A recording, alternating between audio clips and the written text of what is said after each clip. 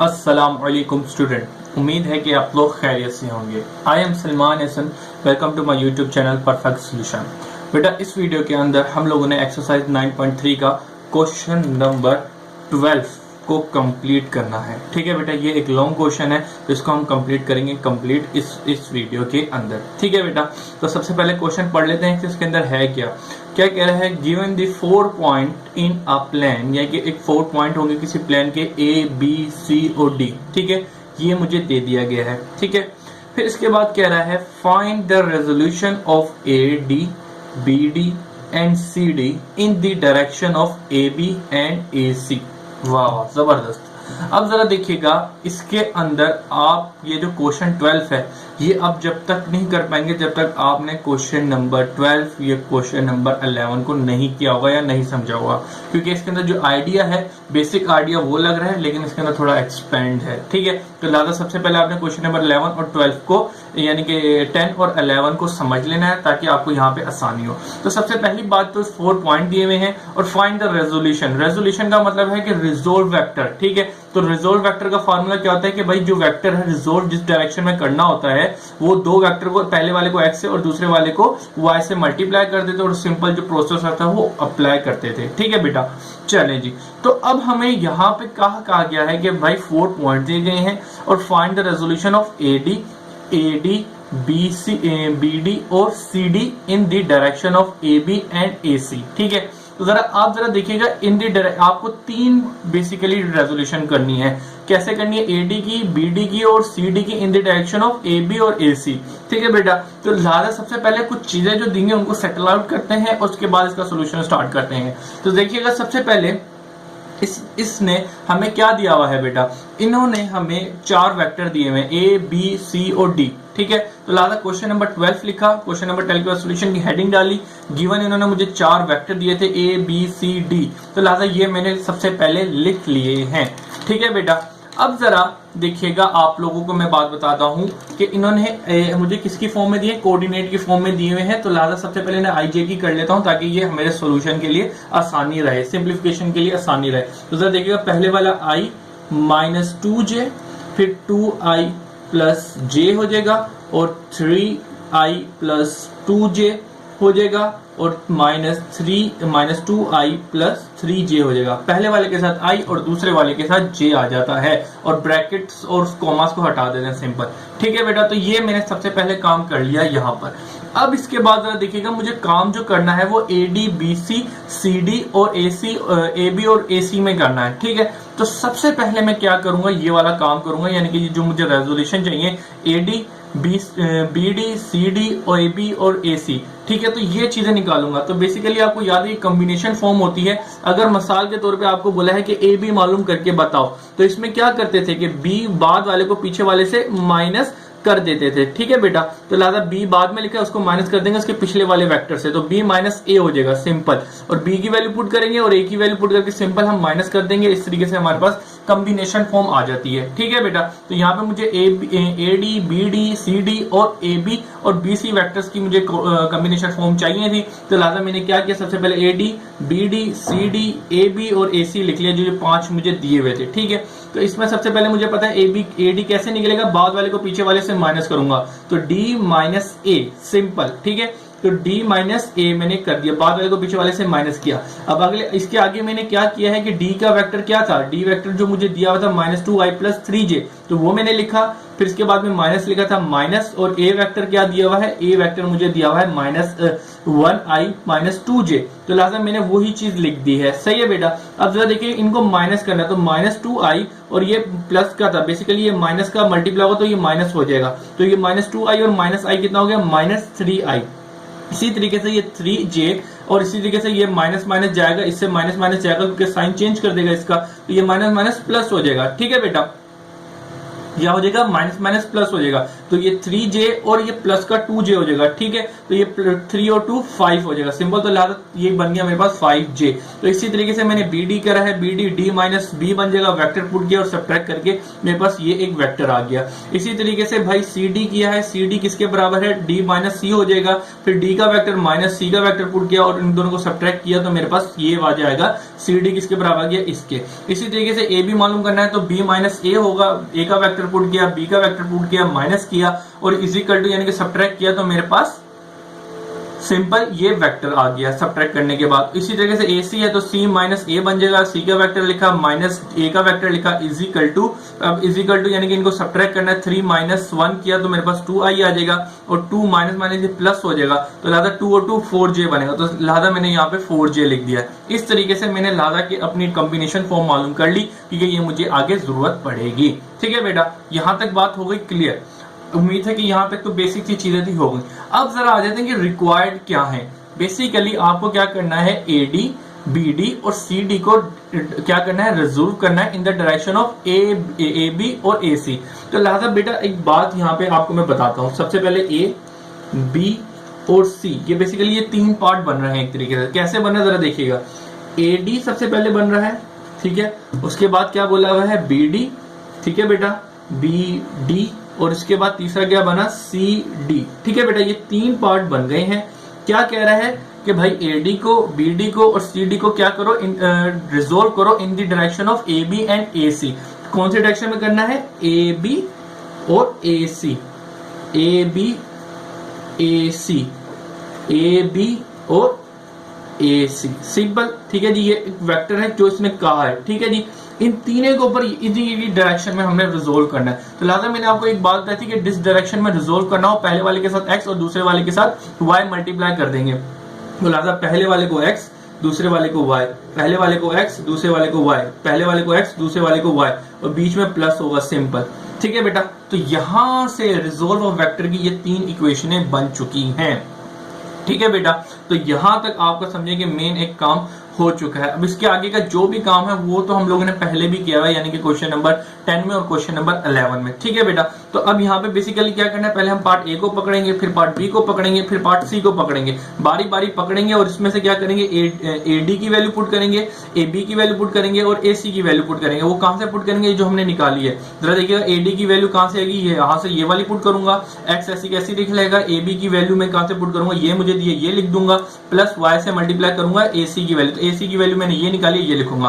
फिर इसके बाद क्या करते थे, x मल्टीप्लाई करेंगे, y मल्टीप्लाई करेंगे, फिर i और j को एक साथ लिखेंगे, फिर इनके बाद इनकी इक्वेशनें बन जाएंगी। इक्वेशन से i और j की वैल्यू, बेसिकली x और y की वैल्यू मालूम करते हैं एलिमिनेशन मेथड से, और x और y की जो वैल्यूज आएंगी इस इक्वेशन में हम पुट करेंगे और यहां से अपना आंसर इनको दे देंगे। तो लिहाजा ये जो मेथड है इन तीनों के ऊपर अलग अलग अप्लाई होगा। क्यों होगा, क्योंकि AD को रिजोल्व करना है AB AC के अंदर, और BD को भी रिजोल्व करना है AB AC के अंदर, और CD को भी रिजोल्व करना है AB AC के अंदर, ठीक है। तो लिहाजा ये 3 इक्वेशनें बनेंगी। उम्मीद है कि यहां तक की बात क्लियर हो गई होगी, ठीक है बेटा जी। चलें जी, अब हम लोग ने इसका सोल्यूशन स्टार्ट करते हैं। तो सोल्यूशन स्टार्ट करने के लिए क्वेश्चन थोड़ा बड़ा ही लेंथी था, तो जिसकी वजह से इसको मैंने पहले लिख के रख लिया था ताकि आप लोगों के लिए आसानी रहे, ठीक है बेटा।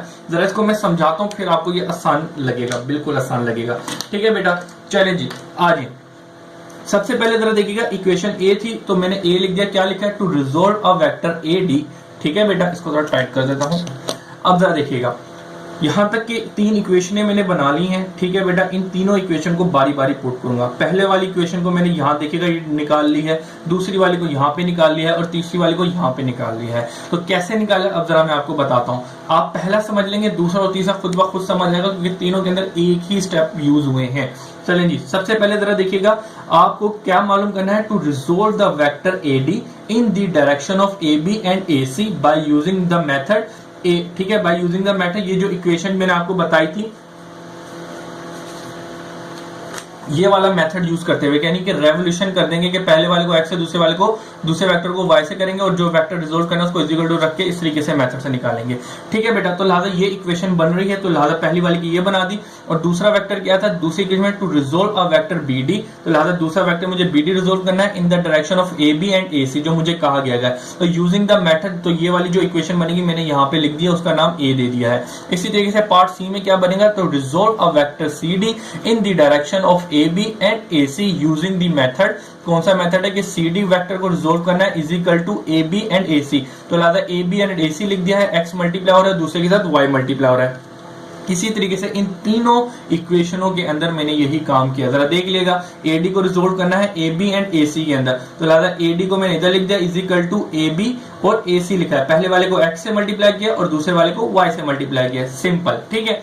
तो अब आगे क्या करना है, यहां तक तो इक्वेशन बनाने आ गई होंगी उम्मीद है। अब हम क्या करते हैं, सिंपल AD AB और AC की वैल्यू पुट करें जो आपने यहां से निकाली है, ठीक है। तो जरा AD की वैल्यू जरा देखें क्या पुट की है, AD की वैल्यू क्या निकाली है, -3i + 5j, तो लिहाजा -3i + 5j आपने पुट किया इज इक्वल टू x का x रहा, AB की क्या वैल्यू निकाली है, तो AB वेक्टर आपने ये निकाला हुआ, AB वेक्टर किसके बराबर है, i + 3j, तो लिहाजा x मल्टीप्लाई कर दिया i + 3j, simple, plus y का y AC, तो AC वेक्टर क्या दिया हुआ है आपको, AC वेक्टर दिया हुआ है 2i + 4j, तो 2i + 4j आपने सिंपल यहाँ पे वैल्यू पुट की है। अब आगे का काम जो है बिल्कुल आसान है, जिस तरीके से हमने पिछले क्वेश्चनों में भी किया हुआ है। तो अब क्या करेंगे भाई, ये x मल्टीप्लाई कर देंगे, ये y दोनों से मल्टीप्लाई कर दिया।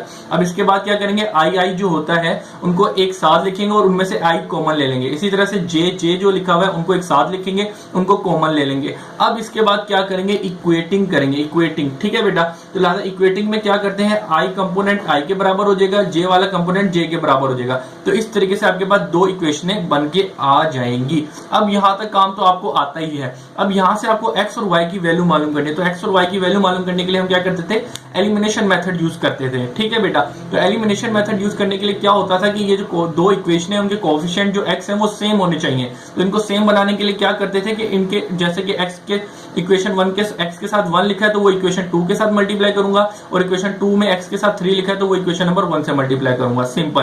तो लिहाजा मैंने 3 multiply by equation number 1 and 1 multiply by equation number 2 and subtracted both equation. And में जब मैं करता तो ये मैंने सिंपल लिख दिया। तो लिहाजा ये मैं 3 को मल्टीप्लाई किया इक्वेशन नंबर 1 से तो वो ये फॉर्म बन गई, और 1 को मैंने मल्टीप्लाई किया इसको तो यहां से ये फॉर्म बन गए। इसके बाद सब्ट्रैक्ट करना था, सब्ट्रैक्ट में मैंने क्या किया, इनके साइन चेंज कर दिया, प्लस का माइनस का, प्लस का माइनस का, और ये प्लस का था तो माइनस का सिंपल कर दिया। तो जरा देखिएगा ये प्लस का था और ये माइनस का, तो खत्म हो गया। अब जरा देखेंगे 6 में से 4 माइनस कर दिया तो मेरे पास 2y बचा, और माइनस माइनस प्लस हो जाएगा, तो ये -14 लिख दिया।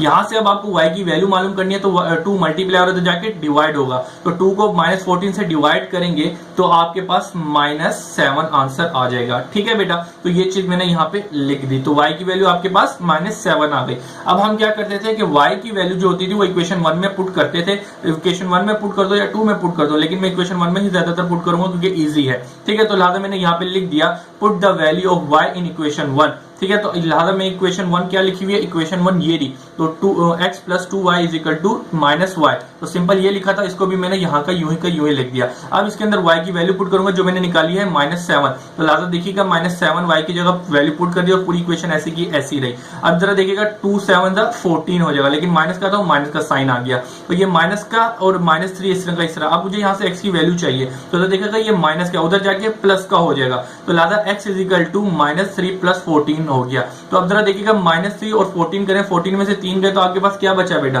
सिंपल 11 बच गया, ठीक है बेटा। तो यहां से आपने x की भी वैल्यू निकाल ली और y की भी वैल्यू मालूम कर ली। तो लिहाजा जो आपके पास इक्वेशन a थी तो इसके अंदर आपने x और y की वैल्यू पुट कर देनी है और आपका अपना फाइनल रिजल्ट दे देना है। तो लिहाजा इक्वेशन a आपकी ये थी, तो आपने इसको एज इट इज लिखा, यहाँ पे AD ला, AC फिर AB और AC रहा, x और y का, x की y की जो आपने वैल्यू मालूम करी, x की वैल्यू आपने 11 पुट की और y की वैल्यू जो -7 निकाली वो आपने सिंपल पुट की। तो this is your required answer. तो ये आपने पहला इक्वेशन मालूम करी, ठीक है बेटा, इसका आंसर आपने दे दिया। इसी तरीके से ये दोनों के अंदर हूबहू आप देखिएगा हमने काम किया है।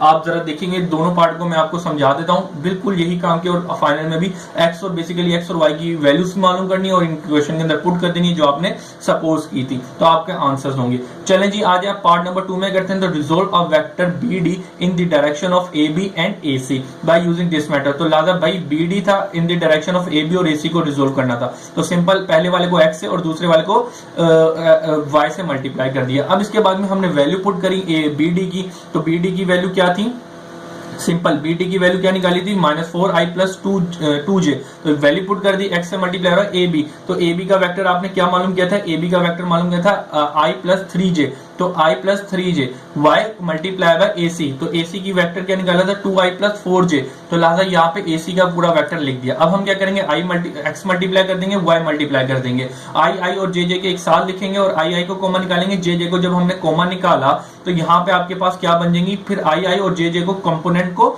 सेम रख देंगे, तो लिहाजा ये वाला i -4 के बराबर हो जाएगा और ये वाला जो j के साथ कंपोनेंट लिखा है 2 के बराबर हो जाएगा। तो जरा देखिएगा मैंने ये ही लिखा हुआ है, ठीक है बेटा, ये 2 लिखा हुआ है। अच्छा जी, तो यहाँ पे आपने पहली वाले को इक्वेशन 1 और दूसरी वाले को इक्वेशन 2 कह दिया। अब आपको पता है यहाँ से x और y की वैल्यू मालूम करनी होती है। जब भी किसी दो इक्वेशन से x और y की दो वैल्यू मालूम करनी हो तो यहाँ पे हम लोग क्या करते हैं कि अपोजिट एलिमिनेशन मेथड अप्लाई करते हैं। तो लिहाजा अपोजिट जो इक्वेशन होती है उनके x के कोफिशिएंट सेम होने चाहिए। अगर सेम नहीं होते तो लिहाजा क्या करते हैं कि अपोजिट कोफिशिएंट को एक दूसरे से मल्टीप्लाई करते हैं। जरा देखिएगा, क्वेश्चन नंबर 2 के अंदर x के साथ 3 लिखा था, वो 3 मल्टीप्लाई इक्वेशन 1, और इसी तरह इक्वेशन नंबर 1 में x के साथ 1 लिखा था तो x 1 multiply by equation number 2, ठीक है। और इसके एंड में क्या करते थे, सब्ट्रैक्टेड बोथ इक्वेशन, तो सिंपल मैंने सब्ट्रैक्टेड कर दी बोथ इक्वेशन। तो लिहाजा देखिएगा जरा, तो दोनों इक्वेशन को मैंने इससे मल्टीप्लाई कर दिया 3 से, इसको 1 से मल्टीप्लाई कर, ये आया, और सब्ट्रैक्ट करना तो सब्ट्रैक्ट के लिए मैंने इनके साइन चेंज कर दिए हैं, ठीक है बेटा। तो अब मैंने साइन चेंज कर दिए हैं, साइन चेंज करने के बाद जरा देखिएगा, ये प्लस का और ये माइनस का कैंसिल आउट हो गया और 6 में से 4 चले गए, 2y बच गया इज इक्वल टू -12 और -2 कितना हो गया, -14। सिंपल, अब 2 मल्टीप्लाई हो रहा है, इधर आके डिवाइड होगा, तो 2 को मैंने -4 से डिवाइड किया तो मेरे पास सिंपल जो आएगा वो y की वैल्यू -7 आ जाएगी, ठीक है बेटा। आप डिवाइड करके देख भी सकते हैं। अब इसके बाद क्या करते थे, जब एक y की वैल्यू आती थी इसको इक्वेशन 1 या 2 में पुट करते थे, तो मैं यहाँ पे इक्वेशन 1 की वैल्यू पुट कर रहा हूँ सिंपल, तो लिहाजा इक्वेशन y की वैल्यू इक्वेशन 1 के अंदर पुट कर रहा हूँ, ठीक है। तो जरा मैंने यहाँ पे लिख दिया है कि put the value of y in equation number 1, ठीक है। तो इक्वेशन 1 क्या थी मेरे पास, x plus 2y is equal to -4, तो वो मैंने यहाँ पे लिख दी है। फिर अगले स्टेप में मैंने y की वैल्यू जो निकाली है -7 वो पुट की है। अब जरा देखिएगा, y ही रहा और 2 को 7 से मल्टीप्लाई किया तो 14 हो गया इज इक्वल टू -4। अब ये माइनस का 4 है तो उधर जाके प्लस का हो जाएगा, तो लिहाजा -4 में से +14 कर दिया। अब 14 में से 4 चले गए तो आपके पास कितने बचे, x की वैल्यू जो आई वो सिंपल 10 आ गई, ठीक है बेटा। तो अब आपने x और y की वैल्यू मालूम कर ली और x और y की वैल्यू जो फाइनल रिजल्ट देंगे, सिंपल जो इक्वेशन सपोज की थी उसके अंदर x की और y की वैल्यू पुट करके अपना आंसर दे देंगे फाइनल। तो लिहाजा जरा देखिएगा, पहले मैंने पूरी इक्वेशन वो की वही लिख ली है। अब x की वैल्यू क्या निकाली है, 10 निकाली है, और y की वैल्यू -7 दी तो सिंपल -7 दे दिए। तो लिहाजा आपका जो फाइनल रिजल्ट बनेगा, this is your final result, ठीक है बेटा, ये आपका फाइनल आंसर बन गया। अब चलते हैं फाइनल पार्ट, लास्ट पार्ट की तरफ। इसमें भी बिल्कुल उसी तरीके से करना है जिस तरीके से हमने ये बाकी के 2 पार्ट किए हैं। तो जरा देखिएगा, result of vector C D in the direction of A B and A C. तो लिहाजा सी डी को मैंने पहले रखा और is equal to A B और ए सी, पहले वाले को x से और दूसरे वाले को y से मल्टीप्लाई किया, सिंपल। अब यहाँ पे सी डी का वेक्टर पुट किया, ए बी का वेक्टर पुट किया और ए सी का वेक्टर पुट किया, जो मैंने यहाँ पे निकाले हुए हैं। अब वेक्टर पुट किया, x को मल्टीप्लाई किया, y को मल्टीप्लाई किया, आई और जे को एक साथ लिखा और इनके बाद से आई को और जे को कॉमन निकाल लिया। अब इसके बाद हम क्या करेंगे, इक्वेटिंग द इक्वेशन करेंगे, यानी कि ये जो आई का कंपोनेंट है वो इस आई के बराबर हो जाएगा और ये जो जे का कंपोनेंट है वो इस जे के बराबर हो जाएगा। तो लिहाजा ये किसके बराबर हो गया, -5 के, तो लिहाजा ये इक्वेशन 1 कह दिया और जे वाला बराबर हो जाएगा 1 के, तो लिहाजा इसको मैंने इक्वेशन 2 कह दिया। अब इसके बाद आपको पता है जब 2 इक्वेशनें आ जाती हैं तो यहाँ से x और y की वैल्यू मालूम करनी हो तो हम यहाँ पे क्या करते हैं, बेसिकली एलिमिनेशन मेथड लगाते हैं। तो एलिमिनेशन मेथड के लिए यकीनन 2 कोएफिशिएंट सेम होने चाहिए, तो अपोजिट जो इक्वेशन नंबर 1 के साथ x के साथ लिखा होगा 1 लिखा है तो वो इक्वेशन 2 से मल्टीप्लाई करूंगा और इक्वेशन 2 में जो x के साथ लिखा वो इक्वेशन 1 से मल्टीप्लाई करूंगा। तो लिहाजा इसीलिए मैंने लिख दिया 3 multiply by equation 1 and 1 multiply by equation number 2 और सब्ट्रैक्टिंग बोथ इक्वेशन, ये जो मेथड है पूरा एलिमिनेशन का। तो लिहाजा वही किया मैंने, 3 मल्टीप्लाई किया, उसको 1 मल्टीप्लाई किया और एंड में सब्ट्रैक्ट कर दिया है। तो लिहाजा ये प्लस का था तो माइनस का, ये प्लस का था तो माइनस का, ये प्लस का था तो माइनस हो गया है, सिंपल। अब जरा देखिएगा, ये प्लस का तो ये माइनस का कैंसिल आउट हो गया।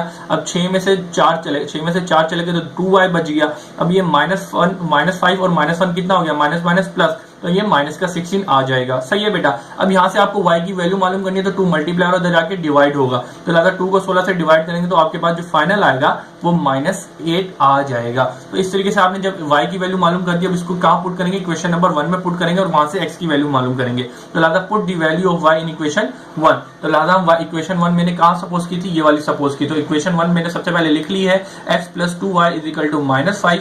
अब इसके अंदर हम किसकी वैल्यू पुट करेंगे, 8 की वैल्यू पुट करेंगे। तो लिहाजा y की वैल्यू हमने क्या पुट की है, -8 निकाली है, तो लिहाजा -8 पुट करेंगे इस पूरी इक्वेशन के अंदर। तो लिहाजा 2 को मल्टीप्लाई किया 8 से तो -16 हो जाएगा, x ऐसी कैसी रहा पूरी की पूरी इक्वेशन। अब यहां से आपको x की वैल्यू मालूम करनी है, तो ये माइनस का उधर जाके प्लस का हो जाएगा। तो लिहाजा ये माइनस का हुआ तो इधर जाके प्लस का हो जाएगा।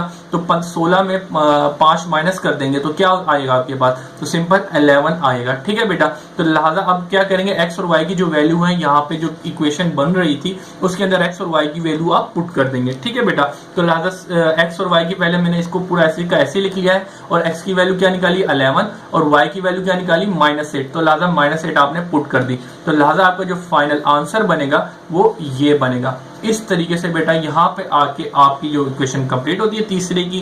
तो ये जो क्वेश्चन नंबर 12 था एक कंप्लीट होता है। उम्मीद है कि आपको समझ आया होगा। अगर नहीं समझ आया, कि कोई भी चीज होती है कि कोई मुश्किल लगती है, डिफिकल्ट लगती है, तो बेटा उसको कम से कम 2-3 बार देखें, फिर 2-3 बार उसको समझें, खुद करें, देख के करें, और उसके बाद फिर जाके जुबानी करें। उसमें भी यकीनन गलतियां होंगी, तो आप 2-3-4 बार करेंगे तो इंशाल्लाह वो चीज आपके दिमाग में बैठ जाएगी। ठीक है बेटा, तो आज की वीडियो खत्म करते हैं, इंशाल्लाह फिर आगे के सोल्यूशन करवाऊंगा अगली वीडियो में। अल्लाह हाफिज।